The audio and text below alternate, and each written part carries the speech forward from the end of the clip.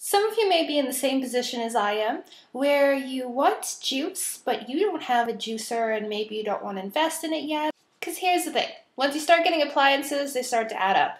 Blender, which you need if you were to get a food processor, add on a juicer, anything like that, starts to add up. So sometimes you can just start with the blender and you can still get juice. And I will show you how to do that. Today we're going to be making carrot, apple, ginger juice.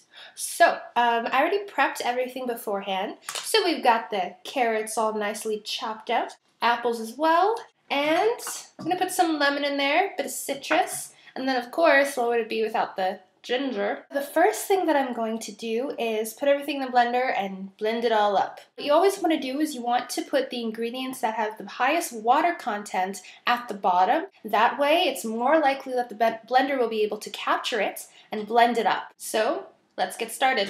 In this particular scenario, the lemon has the most water content, so I'm going to start with that.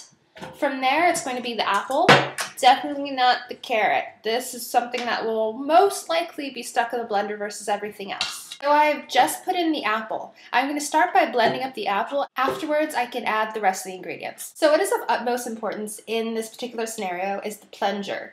So we don't want to be using water if we don't have to. So with something like the apples, I'm going to use the plunger to push it down, and that way I can get it all blended up without any water. Once it's all blended up with the apple, we're going to add in the carrots and the ginger.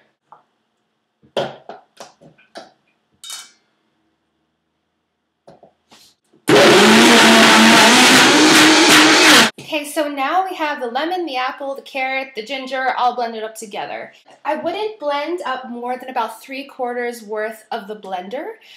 If need be, for example, for me, I'm going to end up doing 2 batches because I do have apples and carrots left over, but I'll just add it to the juice I'm making right now. This is the point where the handy dandy nut milk bag comes in handy. Another option is to go out and find cheesecloth. Cheesecloth works great as a nut milk bag as well. You can take a look inside there. It's very carrot pulpy, so it's very thick. It's not a very nice texture to consume, so we're going to change that. Pour the entirety of it into the nut milk bag. Pour it into the nut milk bag. Pour it in, pour it in, pour it all in. Just like making almond milk, I'm going to squeeze it out. You see that? There's our juice. Okay, so now what I have left over would be the carrot pulp. Now with the carrot pulp, you have the option of trying to extract more juice out of this because a lot of times you don't get everything out in first try. So what you can do is you can put the carrot pulp back into the blender and blend it up with maybe 1/2 cup of water or less.